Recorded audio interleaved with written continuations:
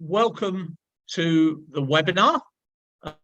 We've got a terrific topic for you today, something I know we're all concerned about, which is partner life cycle management. And the topic of the webinar is partner life cycle management beyond the transaction, doing what we all need to do, building a real long-term relationship with our partners. So welcome everyone. I've got two great speakers for you, and I'm going to introduce them to you in just a moment. But before that, just a couple of housekeeping issues. So if we could move on to the next slide.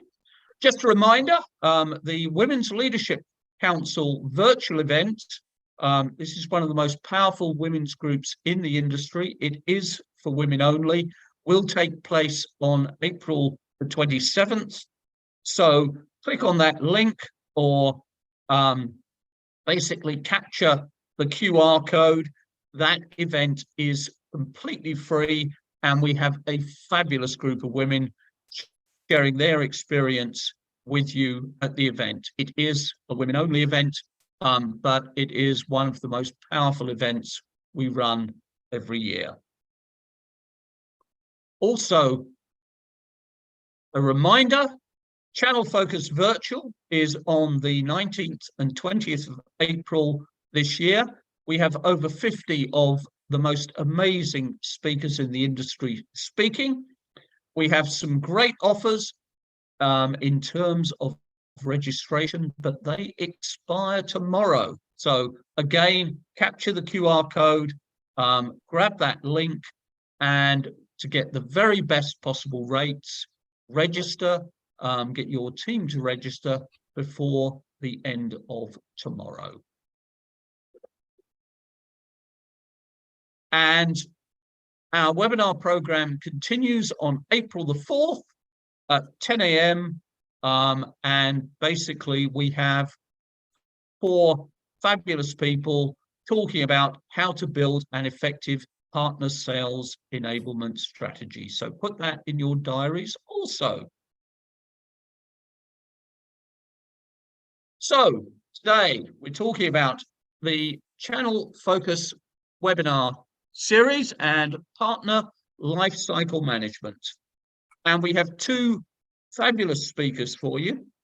The first is Dave Taylor. Dave was the 2016 Utah Business Magazine CXO of the Year. He tells me he's had 5 successful exits. And I love the thing on his resume. It says, and counting. And he is a founding team member at Impartner. And our second speaker is Meg Brennan. She leads the global channels at Riverbed. She's responsible for creating the programs and partner experiences that drive joint success for Riverbed and its partners. Her team's responsibilities include partner program management, enablement, channel operations, and partner support. And Meg has more than 25 years experience in the tech industry. She's worked with vendors, distributors, and partners. So she has experience right across the board in the industry.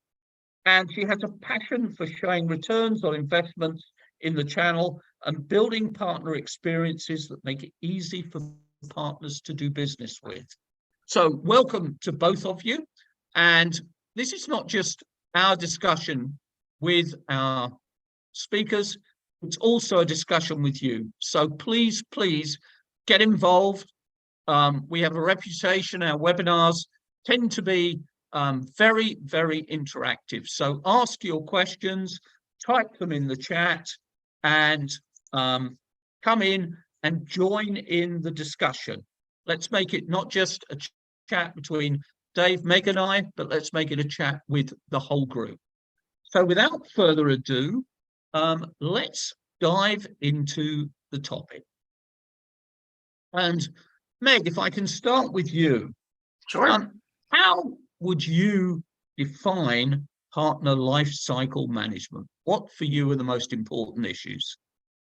So I think that there are actually kind of two life cycles that you look at when you look at partner life cycle management.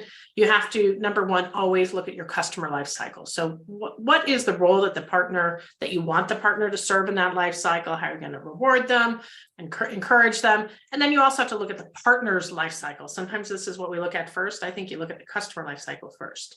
But when you look at the partner life cycle, right, how are you going to onboard them? How are you going to help them build services? How are you going to help them support customers, right?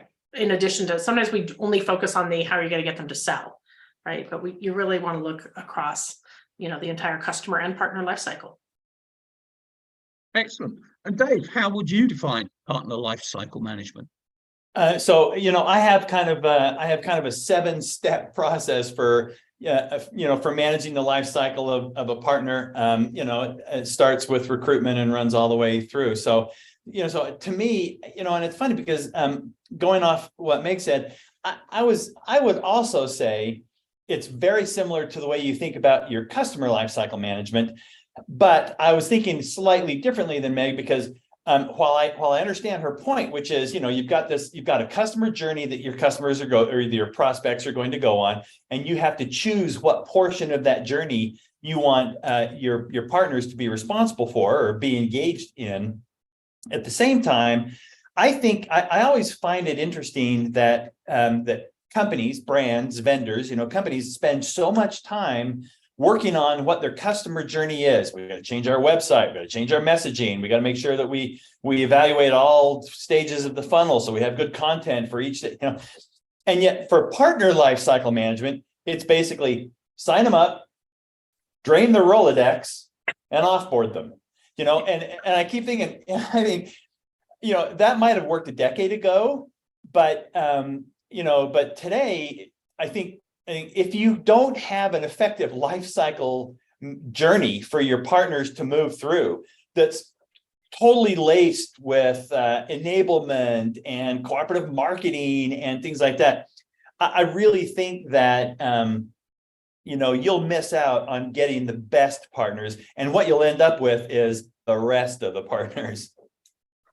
Yeah, I do love that. I mean, in terms of like making sure you give as much consideration to your partner's experience throughout their life cycle as you do to your customers. I think that's critical. Yeah, and this is not. Oh, sorry, Ron.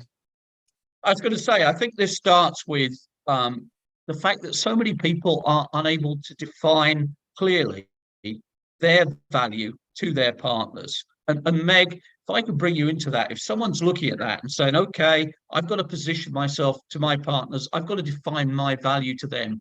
So many people just go, okay, you're going to, sign up X number of customers or do this amount of business. It's so much more than that. Can you give some guidance to the audience about the other things that people should be considering? About the value to the partner, right? The value of a vendor to a partner. So I would say you really have to think about the different roles at the partner. So the partner principal is interested in overarching profitability. They're interested in building their own IP. So, they're interested in building services, right? Because those are so much more profitable to a partner, where a resale transaction might be 15, 20 points. A services transaction for them is 50, 60 points.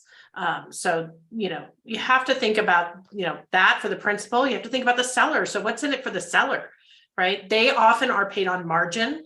So, you have to make sure that there are healthy margins for the partner seller so that they are paid and encouraged. And, if you're thinking about spiffs or things like that, right, for the sellers. So you have to just think about these individual roles. And one critical role not to forget, which sometimes we do, is the technical people. So both the pre-sales technical people and the post-sales technical people that are going to ensure your customer success. You got to consider what they need as well.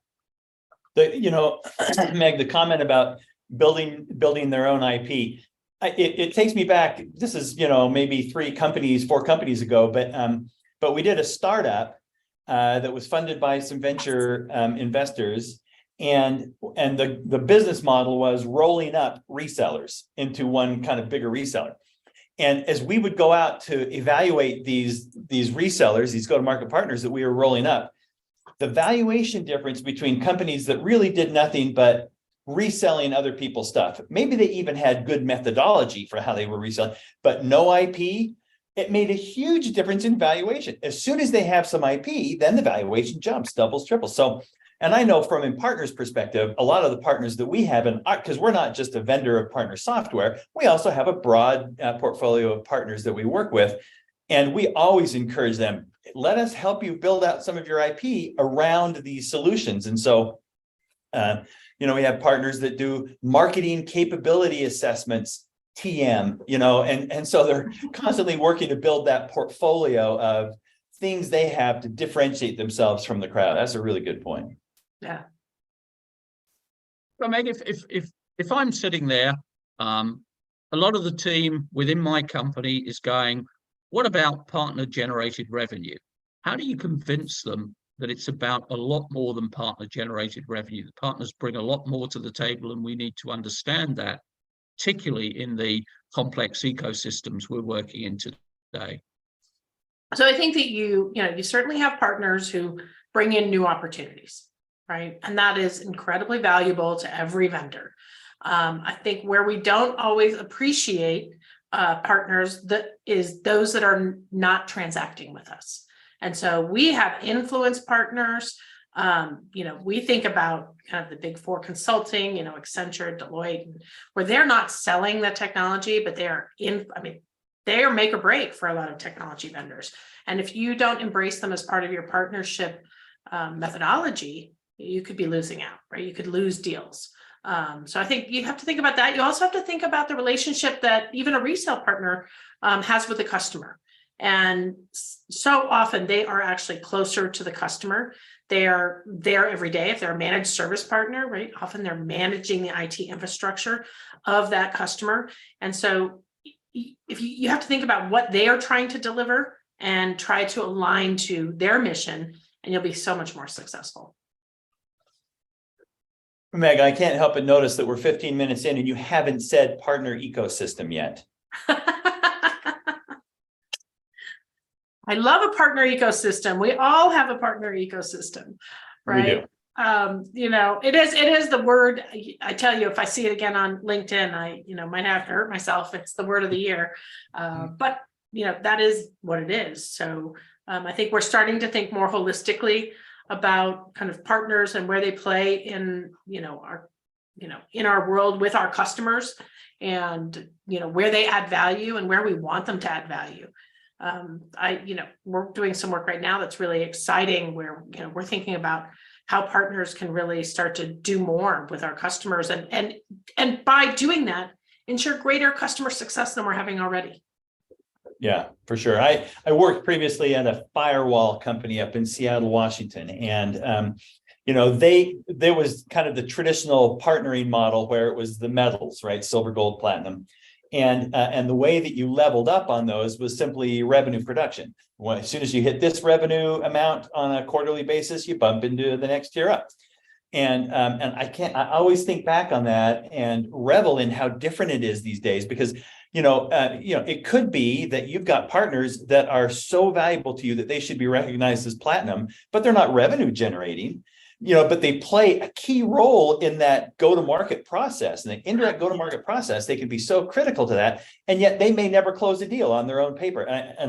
It's so rewarding to see companies, Riverbed among them, with a recognition of the differing roles that partners play. And it's not just differing roles by partner, it's almost differing roles by opportunity, because somebody can close the deal on their paper one time, and they can consult on the next time, and they can do post-sales deployment on the next one. So it really varies almost on a deal by deal basis. And absolutely. I mean, we are looking, it used to be, right, you would have a customer who bought through a VAR, right? They might put a little implementation service around, a little professional services around it, who would then buy through a distributor for a lot of vendors who bought through the vendor, right? It was a very linear motion, two-tier distribution.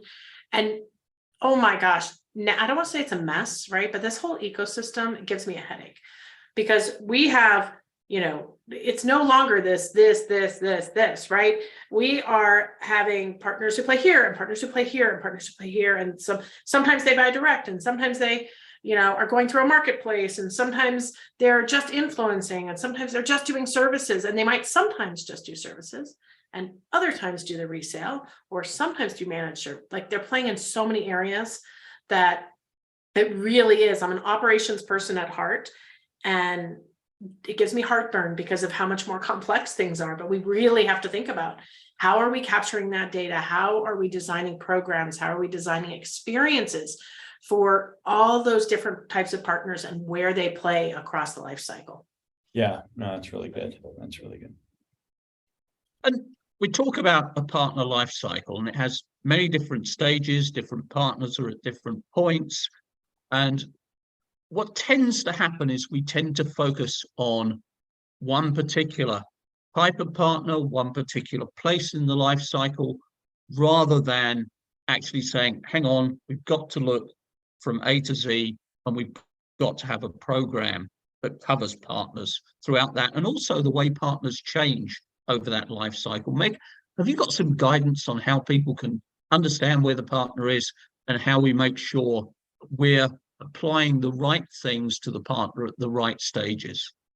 Absolutely. I mean, I think it is not terribly difficult to do an exercise where, we actually just did this again recently, right? We do it regularly, where we say, hey, here's the customer life cycle, here's the partner life cycle. What are the activities? What do we want them to do in the customer life cycle? What are the things we need to deliver to them in their own life cycle so that they can do those things, right? So they can do the things that we want them to do and make it worth it for them, profitable for them to do so. The other thing I would add to that, Rod, is often we think about partners, right? The entity of a partner and their life cycle, but the reality is partners are made of people. Right? There are individuals in different roles, and they are in different stages of their own experience with you as a vendor. So you have to think about, how do you onboard an individual seller, or an individual pre-sales person, or an individual support person, or, how do you onboard a principal, right? How do you onboard the CMO like Dave, right? How are you going to make sure that they know who you are and that they have the same experience? So you really do have to think beyond just an individual partner. You have to think about, and who are the individuals and what do you need? And that mapping experience can seem really intensive, but when you do it, you have a roadmap, right? That is, I think we call it a partner value framework that, can take you anywhere you need to go, right? And then you can take a Post-it and you can be like, I'm going to put that Post-it on your head. I'm going to put this Post-it on your head. And guess what? We're a customer of InPartner. We're going to put this Post-it on InPartner's head, because we know that they can automate that task. Meg, drill down into that. How specifically do you go about getting that information? Who's involved in that? So we're sharing some really, I think you're doing something really valuable there. We go down to the partner sort of individual persona. So we'll think about a partner seller, a partner marketer. We may not go down to the individual levels of a role, but somebody who's a pre-sales technical, like an SE. So we'll think about kind of all those different roles. We're just, I would say, we've thought about partner support for a long time. We're starting to think about who are the roles involved in a customer success motion at a partner.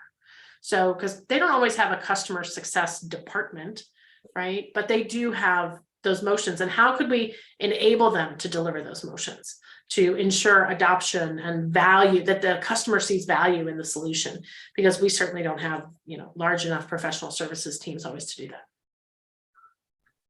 And Dave, I've onboarded a partner. They're right at the start. What are you seeing your customers doing that really makes a difference? Because we hear time and time again, we're signing up X number of partners and 10% of them are effective.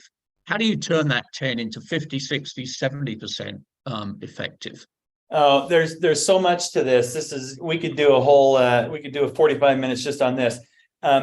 Look, I think the mistake that I hear from a lot of our customers, or people that should be our customers, is the Pareto. They get so caught up in the fact that 20% of our partners generate 80% of our revenue. So we're going to focus our efforts on that 20% of the partners. And we always say, hey, if that's your approach, I get it.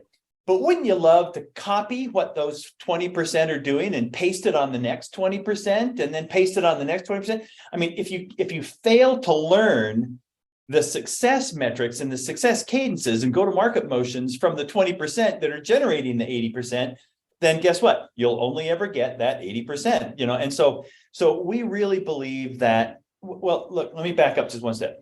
So a minute ago, Meg said something kind of at the end of her last comment that's so critically important, which is automation. And, I've been around long enough to kind of remember when CRMs really kind of broke through. I mean, we really changed from what was gold mine, right? The early kind of contact management, automated Rolodexes. And we changed from that to full-blown CRMs. And really the difference was you could automate so many things. Same transition we saw with marketing automation platforms, where I could program thousands of contacts into a Marketo and click send on an email, and so it automates that. I think automation in the channel management space is equally as important, because I believe that channel account managers that companies hire are spending too much of their time dealing with the minutia of interacting with channel partners, and not enough time doing what Meg just said, the phrase she used, partner value framework, building a partner value framework. What are my partners really good at on an individual basis? And how do we play to that, rather than lead management and MDF allocation and referral reward payments and the more kind of tactical things that have to happen? The administrative tasks tend to consume too much of their time. Automate that, and let your channel account managers truly become, partner enablement managers. I'd name them partner enablement managers, and have them building out the value framework. I think a lot of people get caught up still in the gold, silver, platinum, and I'm not kind of, religiously against that, but I do think there are different ways to value the contribution that different partners make, all in, and I'm going to not only steal, for now, but for all time, the partner value framework that Meg talked about. That's such a great idea. That's such a great idea. Trademark. Oh, man. Okay.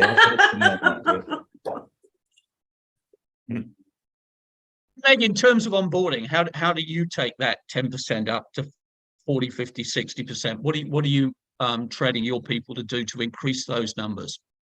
So we are looking for, we have some fantastic partners, right? Really loyal, have been with us for a long time. And, we want to keep those partners happy. So we think about what does it take to keep them happy? But then we also look at kind of what's the next tier of partners based on their potential, their alignment to who we're selling with, the value that they're bringing throughout the life cycle of the customer. And so who's aligned to us there? And we're looking at those partners. Often they're already in our ecosystem, by the way. And looking at how do we design programs and experiences that support them.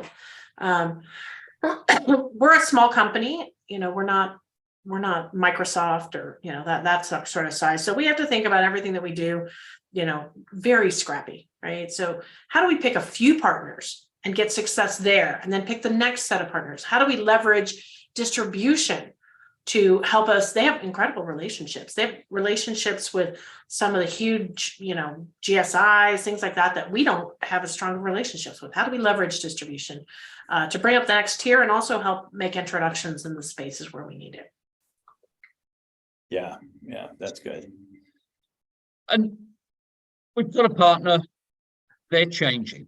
They're going to evolve over time. So it's not like a smooth transition. The partner starts with us, they come on board, they start to do business with us, and it continues as it is forever. One of the things I think we miss is the ability to see changes within the partner community.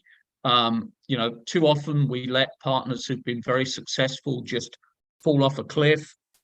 We don't have the ability to create red flags to say, hang on, something's going on here. What are you seeing with your customers, Dave, where they're doing a really good job of mapping where the partners are, mapping changes in individual partners so that they can step in before something goes wrong? Yeah, the number one thing that we do see for sure is the process of evaluating the changing capabilities of the partners. Meg made a point a minute ago about the margin differences, between a pure resale partner versus post-sale services provider. And it's lean margins. I mean, it's lean margins in the resale only space. And yet we do see our customers that have a lot of partners that just sell things on their paper. And so, I think educating your partner community and really having great engagement with your partner community, and then being able to say, look, over the last 3 deals, we've seen this one partner that just used to resell. We've seen them play a key role in the pre-sales process. Look, I think as vendors, I mean, I'm a vendor, right? As vendors, we all recognize that my voice in the sales process is a little bit suspect to my prospective, customers. They'll ask me a question and know that I'm going to answer it with, well, the only answer to that question is you should buy in partner. Yeah, I mean, so I'm a little bit suspect in that process. It turns out that partner understanding and trust way eclipses vendor understanding and trust. And so, when I see partners start stepping into that role of educating prospective customers on the value of the solution, and here's the ROI model that we've built for you, and make sure when you do it, you've got the ability to have good, deployment process and, all that stuff. I sit back and say, go partner, go, because they trust you more than they trust me. And so as soon as I see that person kind of stand up and say, I think I can play more of a value-added role in this sales process, I got to have a boatload of sales enablement stuff that I can hand them and say, here's what we have, take it, make it your own, and run with it, because it's nothing but goodness to the partner.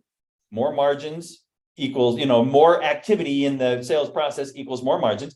And there's nothing but goodness to me. I'm bringing in new customers that I wouldn't have had access to before. So you got to recognize it, and you got to be, it's when it first starts to sprout, you start pouring the water on it. I think and shoveling the manure on it too. But that's just to jump in there, Dave. I think it's also really important to evaluate. We evolve, our partners evolve. And I can tell you specifically from Riverbed, right? We've been around since I think 2001.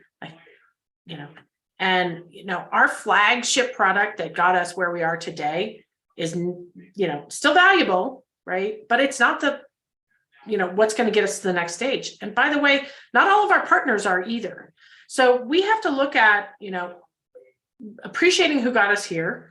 But at the same time, if they're not going to get us where we need to go, we need to look and evaluate that. So we really have to do, we've done some exercises where we not only pull our own data, but we're really, trying to scrape some data from their website, do some interviews with them, trying to understand kind of where they're going as a business so that we can see if there's a path together with that partner.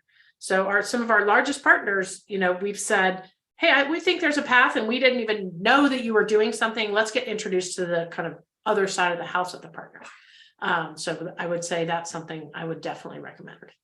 It's really interesting to me to hear you say that you think there's going to be kind of a dramatic, shift in your partner channel to kind of get you and them, I guess, to kind of the next level. What is that? What are you looking for in the kind of next generation of partner?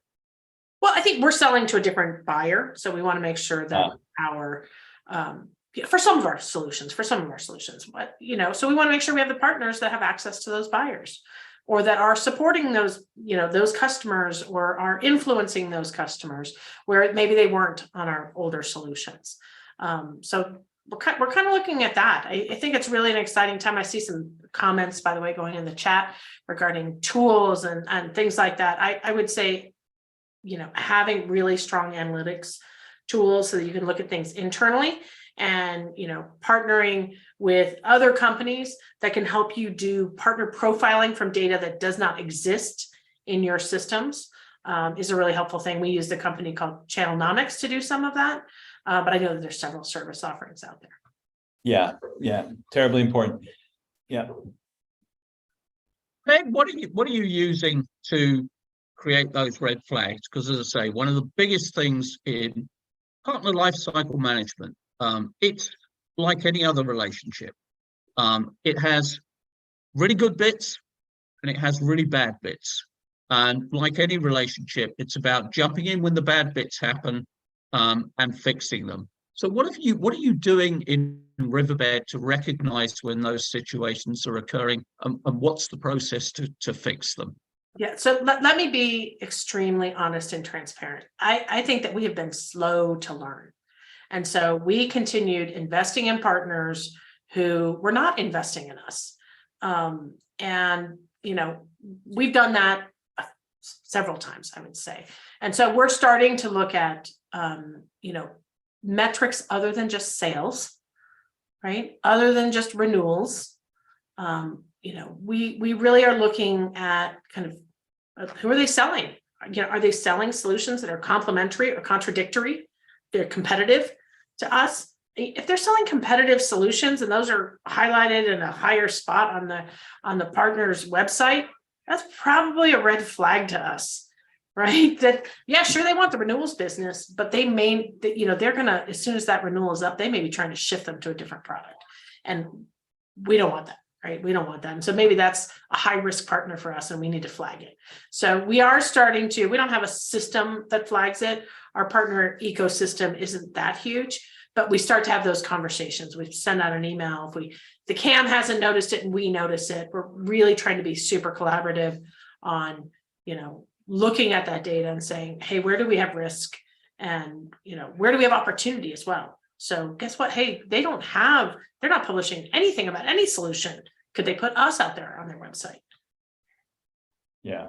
Dave, just going back to that, because I think this red flagging is, in terms of partner lifecycle management, is really important. It's about maintaining that relationship. So really drilling into that. What do you think people should be doing? What's the kind of information they should be looking for, and where are they going to get that information from? Yeah. Try and get real specific on this. So Rod, it's hard for me to answer that without sounding like a vendor. And I'll tell you that what I'm about to say, I think is really important, but I don't think it's important because it's something that Impartner does. It's the reverse of that. Impartner does it because we feel it's really terribly important. And what it comes down to is, what are you hoping for from your partner community? Are you hoping that they help you harvest the demand that your corporate marketing team has generated in the market and turn that demand into revenue? Because that's certainly one aspect of the partner community. Riverbed, Meg, your corporate marketing team has generated demand. You need feet on the street to harvest that into revenue. Go get your partners fired up on that. Or do you really want them to help expand that top of funnel demand as an extension of your own voice, your own marketing megaphone into the market?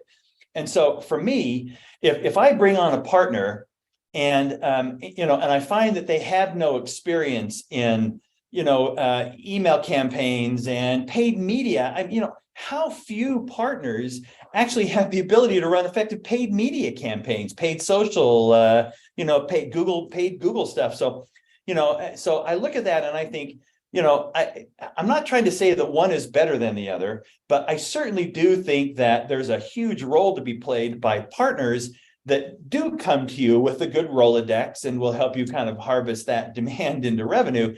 And then on a periodic basis, help you refresh their own Rolodex by running your brand campaigns, running your, time-sensitive demand generation campaign. I mean, if they can be a true marketing partner for you and take and effectively run your marketing campaigns, to me, that's not a red flag. It's, I don't know, what's the opposite of a red flag? It's a green flag. That's a checkered flag, right? Because really now what I've got is I've got a true amplification of what my marketing group is trying to accomplish.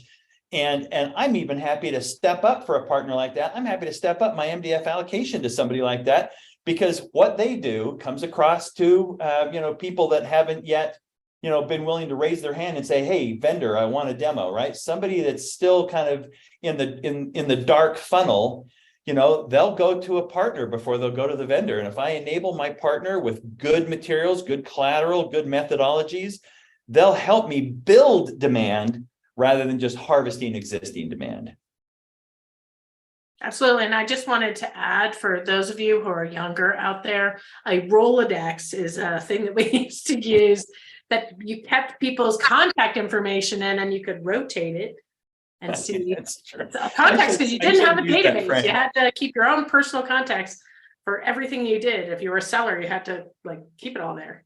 Rolodex and Goldmine. Rolodex and Goldmine. Helen Morse is mocking me for using Rolodex and Goldmine. Well, it's true. I don't know, but you know, on the introductory slide, Rod used my high school graduation photo. So yeah, I've been around for a while. And if you look at the individuals within an organization, because partner lifecycle management, as Meg said earlier, is not just about managing the partners, it's about managing the individuals. Because let's be honest, CEO may be there for a long time, but all of the people in that partner organization are not going to be there for years and years. And if we do a really good job managing those, we can actually build great relationships at an individual basis. So what should we be doing to nurture that? How do we track that? How do we make that happen? I have a great thing. It's going to be a shout out to Dave. So I'm not trying to sell InPartner, but we use a functionality from the InPartner platform, which is not everything, right? But it's called Partner Journeys. It allows us to create specific tasks for an individual user at a partner. So we can do it based on their persona, based on their partner type, that we can assign these journeys to them so that it says, hey, you're interested in X. We think that here are the things you need to do to become an expert in X. And it is not just training, right? It could be, we think you should look at this training. We think you should shadow on an opportunity. We think that you should look at these reference materials and download them so that you have them handy.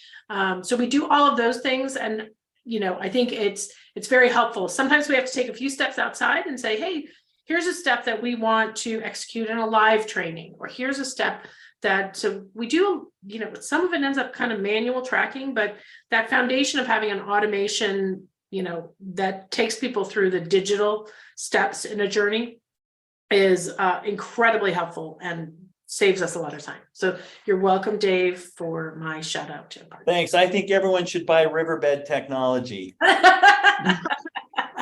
Hey, Rod, I want to, if you don't mind, I want to go back. So earlier on, one of the points that Meg made about the margins in the channel, I do think that tends to be a little bit of tension between channel engagement teams and CFOs without a solid understanding of what the financial model of indirect business really is. Because there's always a little bit of grief when you talk about, you know, taking 10 points off on the margin the vendor is going to make and pushing that to the channel. I think finance teams that truly understand the value of an indirect partner, what they want to do is they want to push more margin to the partner, you know, to encourage people to kind of grow businesses around you.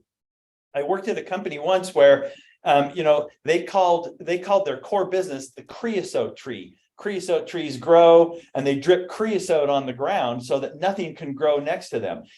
That's so opposite from what you should be doing.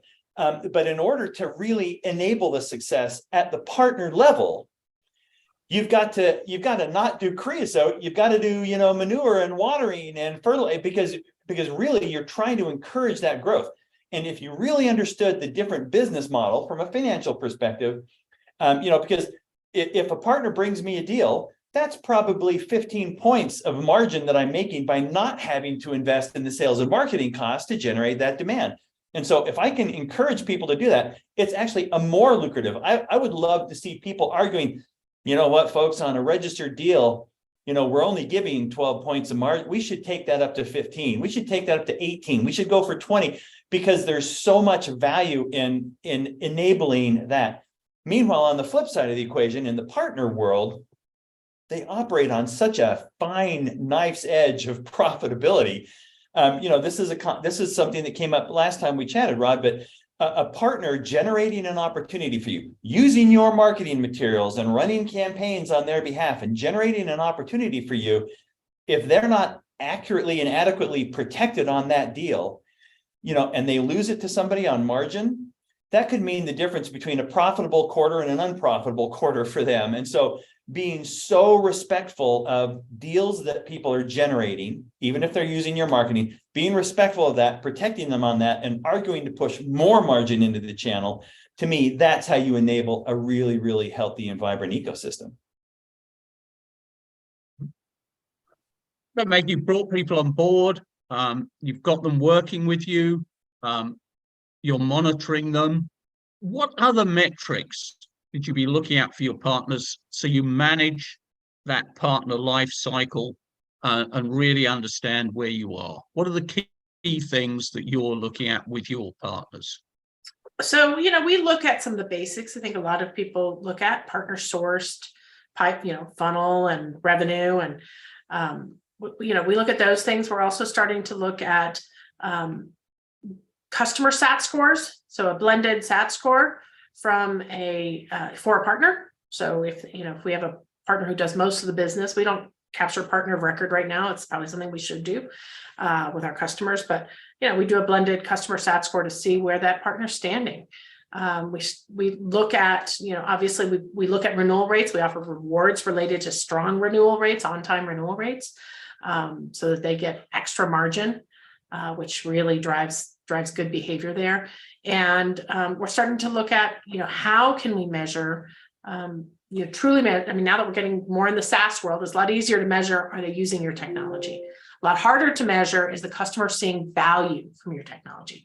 So we're starting to think about, how do we put the tools in place so that for a partner who's delivering that service, so that they have easy and clearly defined steps to do those check-ins with the customer to show the value of the technology, because that's the way we keep our recurring revenue up. And we all know that ARR in the world of SaaS is king, which is a hard thing for those of us who may have come from hardware or perpetual software, to really start to make that shift. But we have to do that for all of our customers, and making sure that the partner has the tools to do that is super important. Your question was around other metrics. I think we are looking at what are the metrics aligned to the customer lifecycle, aligned to the partner lifecycle, so that we know, hey, we've onboarded a company, right? They've signed the agreement basically, and how many people are getting trained, so that we're sharing that data out with our channel account managers, and that is one of the biggest things. I mean, I think I said I'm an operations person at heart. I think data is incredibly powerful to drive behavior. And so the more information that you can share in simple, easily digestible formats with your partners and with your CAMs is just golden. Yeah. Rod, do you mind if I just add one thing? So Meg, you're absolutely right. The two metrics that people care about in the SaaS world, ARR and ARR growth, right? And churn. Yeah. And so you're so spot on by, with the measuring partner satisfaction scores or even blended satisfaction scores. But I'd suggest there's even another level where you can track customer churn by whose deal that was. I think you've got partners that do a really good job of expressing your value proposition, truthfully, effectively. And I think you probably got partners that tend to overposition and oversell. And you can look at them and you can judge who's really scratching all of the itches on your customer by who's churning the most. And I think that's a great metric to watch, specifically because it's one of the two key metrics that your company gets measured on. What's my churn rate? Do deals that I close direct churn more or less than deals that close through the channel? I love those partners have the lowest churn rates, because that's who I want to invest in and learn from. I love those kind of metrics that compare kind of channel business to direct business. We don't have a whole lot of direct business, but we can say, hey, this was a Riverbed sourced deal versus a partner sourced deal, or this was, how involved was the partner? There's some things we can measure, and I love comparing. Hey, if the partner sources it, we close it faster. Yep. If the partner, velocity. The partner supports it, we have higher on-time renewal rates. Yes, right? Things like that. They just sell your channel to your CFO like nobody's. Yeah, absolutely. And Meg got and Dave got a couple of good questions coming in. How do you recognize partner delivery revenue and internal professional services, and how do you stop your own delivery people undermining a partner? We don't run a channel model, we run partners. So 2 questions: how do you recognize partner delivery revenue, and how do you stop your own delivery people undermining a partner? So how do you set about that, Meg? So we're not perfect, I'll tell you that. We do, so there's a few things that we've done. So we do outsource some of our professional services to some very trusted partners. So the partner makes money on it, and then we know that they're highly capable. They, they deliver it. We are looking at other ways when a partner is delivering, services. We have special pricing for some partners who are delivering managed service in certain markets. So if they're delivering a managed service, there's no competition, right? They're delivering the service. So our professional services is really not a managed service. So I think there's risk involved if you're a vendor who's trying to deliver managed service. We don't try to do that. They deliver kind of, implementation services. They don't really deliver customer success. I mean, we have customer success, of course, especially for our highest value customers, but they could really, there's opportunity for partners to build that, for a lot of our customers. And we have no interest in getting in the way of that, because it ends up with happier customers over time. But it's a hard thing. And I won't say that we haven't ever had a problem where the partner wants to deliver services and our professional services team also wants to sell the services. We try to then, if we're running into that, we try to get in and say, hey, is there a way we can make the seller whole no matter which way it's being delivered?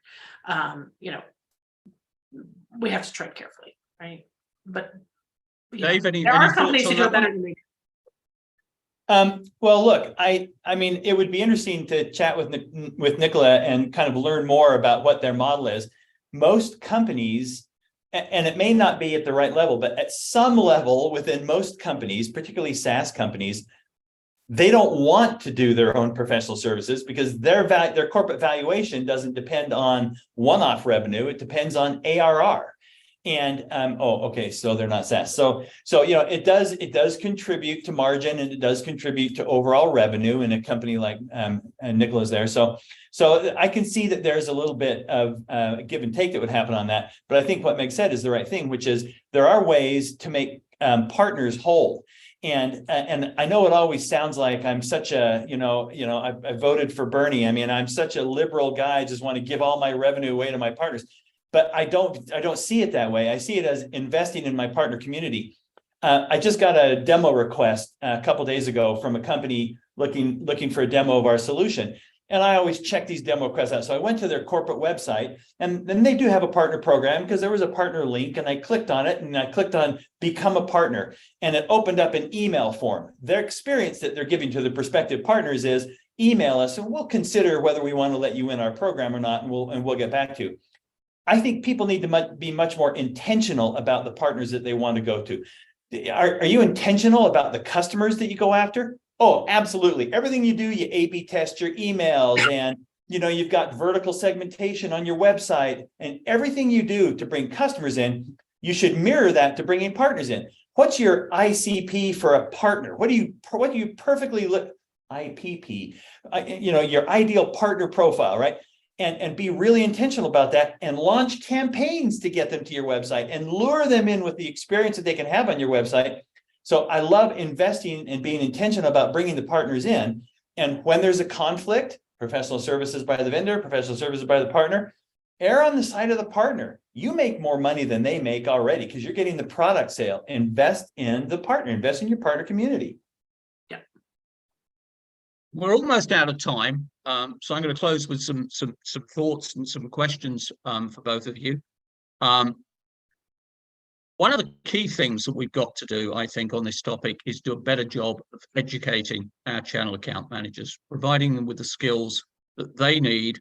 I'm a passionate believer that one of the skills lacking in the channel account management teams is finance. They don't understand the partner's financial model, and that makes it much harder for them to do the job properly with the partner.